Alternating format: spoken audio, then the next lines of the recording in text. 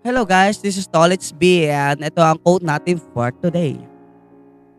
Don't afraid to if you have some feelings or emotion to other person, don't hesitate to tell them or don't hesitate to tell na wala namang mangyayari kung gusto sabihin mo eh. May consequences lang yan. It's either ma-reject ka or ma-accept. If you are rejected, go. Pagpatuloy mo lang, laban ng laban. And kung ma-accept ka man, it's congrats.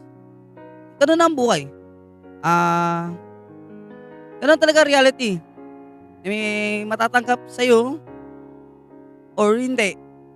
In short, parang yung nararamdaman mo pag sinabi mo sa isang tao, pwede niya magustuhan, pwedeng hindi.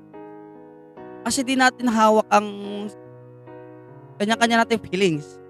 Kaya kung may nararamdaman ka or may emotion ka sa isang tao na gusto mo to o crush mo to, natatakot ka magsabi, nahihiya ka, baka mamalay ma-reject ka, go lang.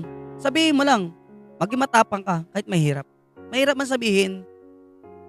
Madaling sabihin, mahirap gawin. Wala kang choice. Kasi di mo malalaman kung ano yung resulta, di mo malalaman yung sagot kung di mo gagawin.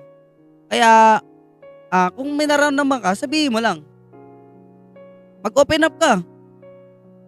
Ganun lang. Thank you for watching and have a good day. Follow for more.